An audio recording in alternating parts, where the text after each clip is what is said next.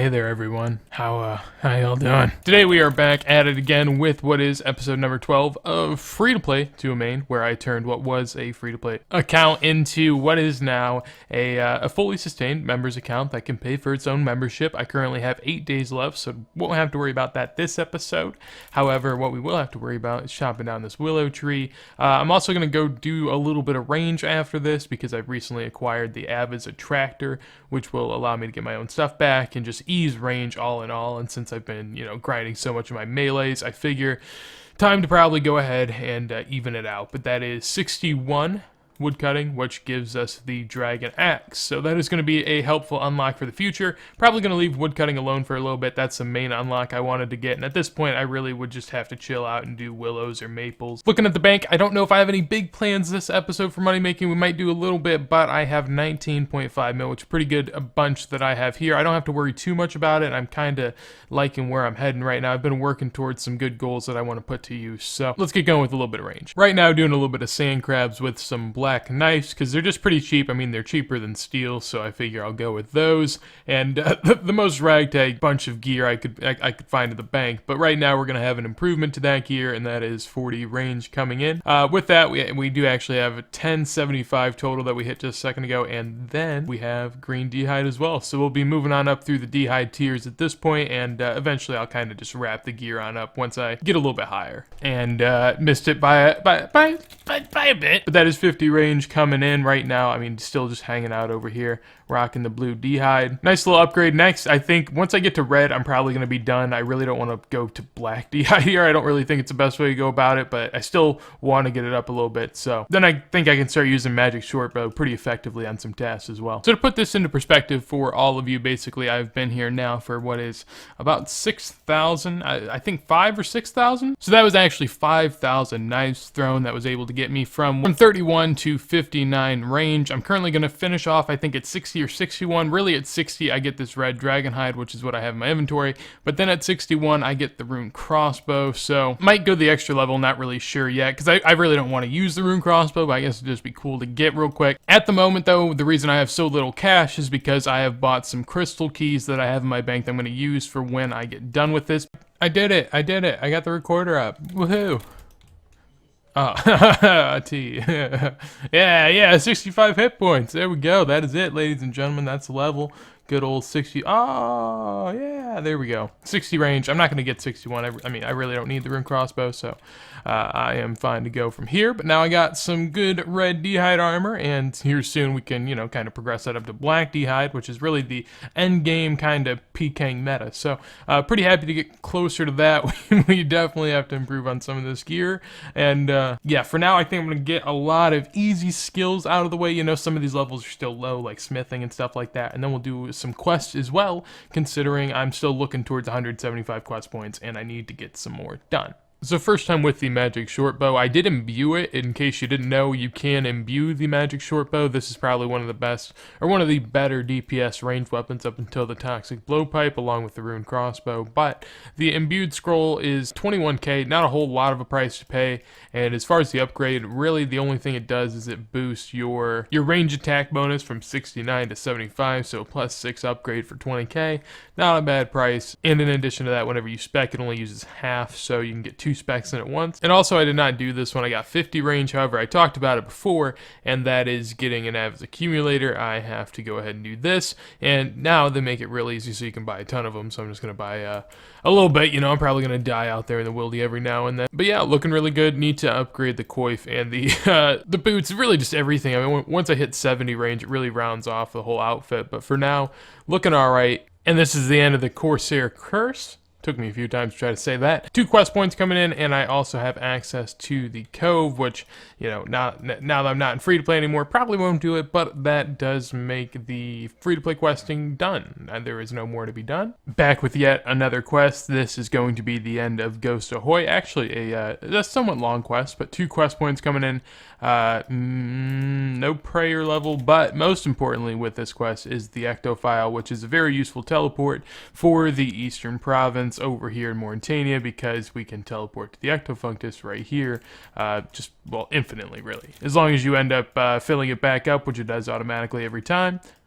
unless you click away or anything, you should be good. It's a nice teleport just to get up here for this and farm runs as well. Happy to have this unlocked, and as always, shout out to my boy Slayer music. So now I really want to go range. I'm thinking there's really two options for me. Someone in the last video commented to actually try out the Chaos Temple with the cannon and try my range there, which actually wouldn't be bad. Both of these methods, I really want to do NSB combined with cannoning, so that's not a bad method. You make back profit on the monks.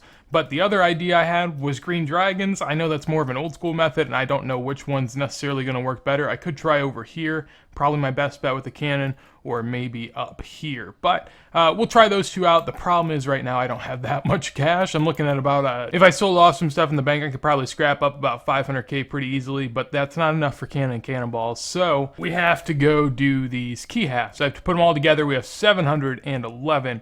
And I do have to change my house teleport as well to Remington, which is where this chest thing is. Alright, so now for the crystal keys. As far as how I'll be going about this, basically in my inventory I'll be just having a stack of law runes, and then on my person the only thing of note is this dust battle staff.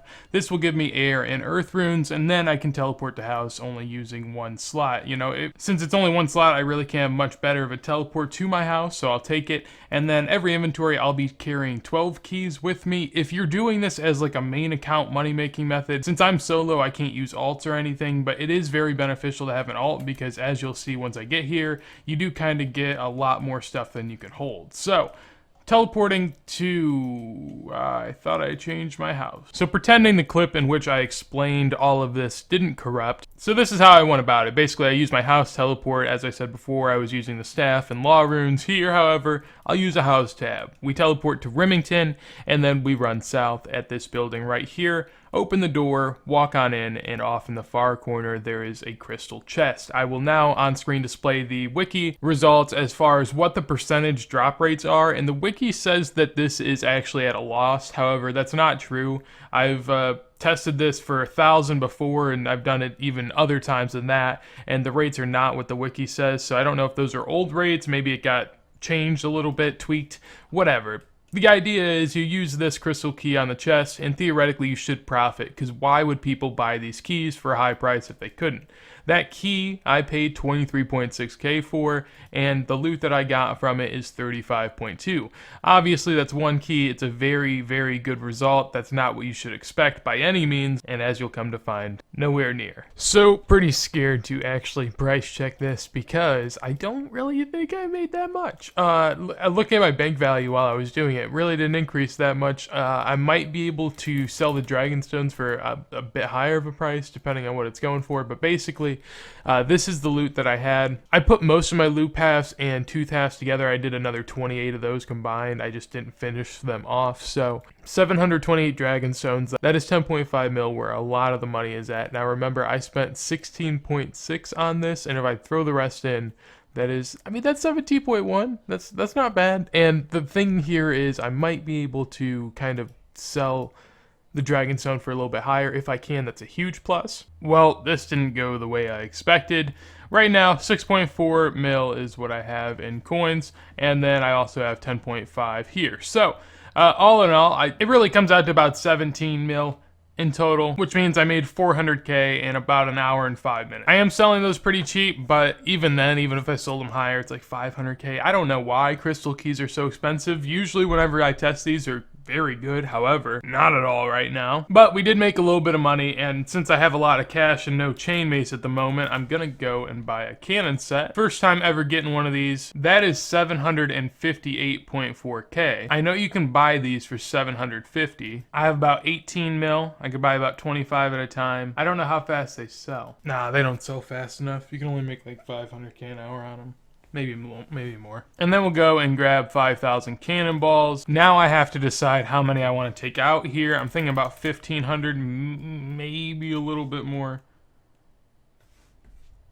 Yeah, that is a lot. That is a lot. It's very easy to bank, so I don't think I should take that much. So this is the inventory I'm going to go out there with. We'll test and see how much XP per hour I can get. Well, there it was, and there it went. That is 61 range, which unlocks us the rune crossbow. Still just chilling out here. I mean, honestly, right now I'm averaging, let me check it again, 92k range XP per hour at 61 range. I mean, that means I'm going to get a level in like 20 minutes. Crazy for this range level. I mean, we should be able to grind to 70 here pretty easily. I mean, I don't know if I'm going to do it this video, but this is a very good range training method. We also did hit 1100 total level with that, so that is very nice. Total level is really easy to get up early game, but it is nice to hit hundreds in regards to milestones, so happy for that. And yeah, the most annoying thing out here, oh, that is, yeah, don't fall for those. Don't fall for those. Everyone, as I've mentioned before in this series, have your player attack options on hidden.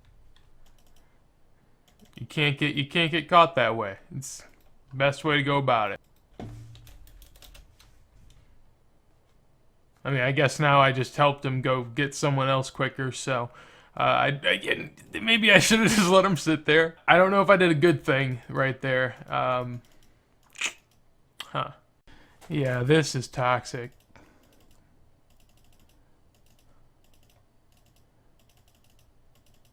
I have to pray mage. I don't even think I can like pray or switch anything. I just kind of have to sit here and take it. Oh, but then I get, that's the thing, I can get teleported away, and he can also get teleported away from me. But, oh my dude. That's disgusting. I don't want to ever do that again. Never again do I want to go through that. I'd rather just try my luck up on at Green Dragon. I have an idea as far as what the overall XP rate was looking at. It was looking about 90k XP per hour.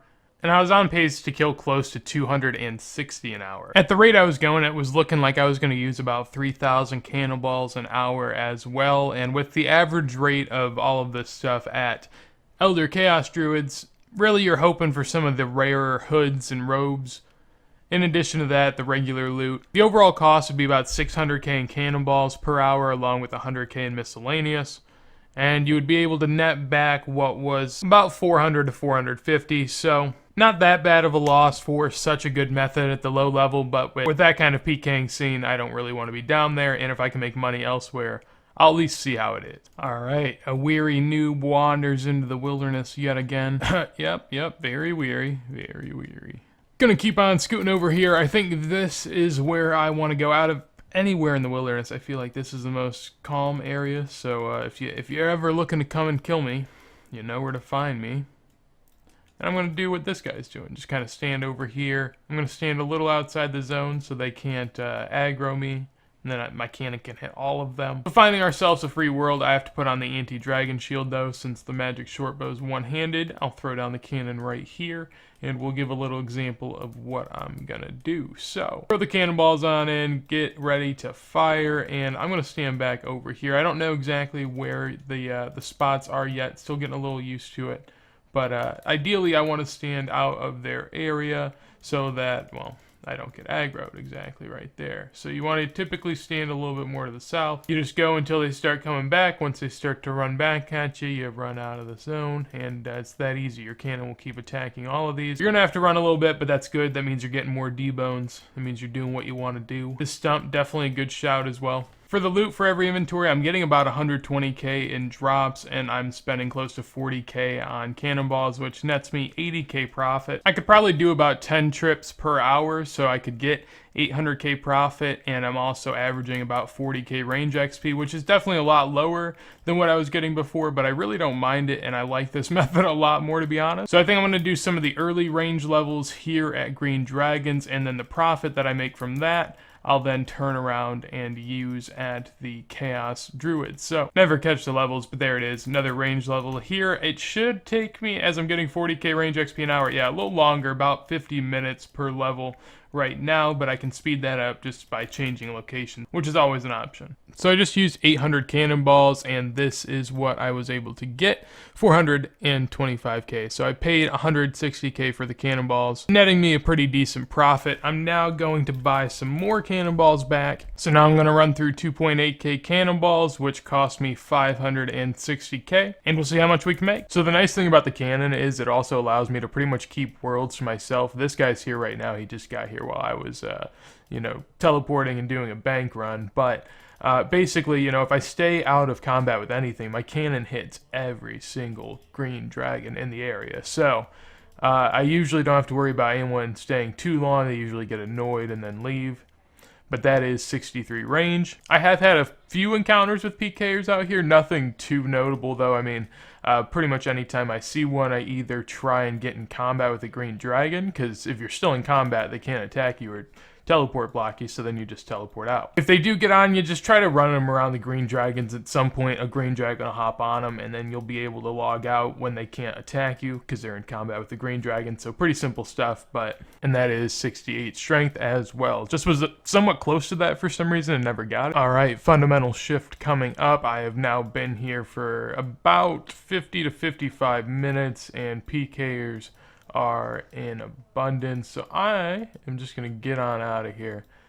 Really don't feel like dealing with them. In addition to that, the green dragons were fun, but I think I'd rather just have to deal with the teleportation around at chaos druids than the constant running and picking up of stuff that I do at green dragons. It does make for a little bit more profit, and I'll show you guys what I got. Very near an hour, I'd imagine. I was averaging about 200 kills per hour. Selling off the loot there, we can see that's a good 800k just from that, and then in addition, I probably got like another 150k in drops. So I did use 1.5k cannonballs, so a decent cost there at 300k.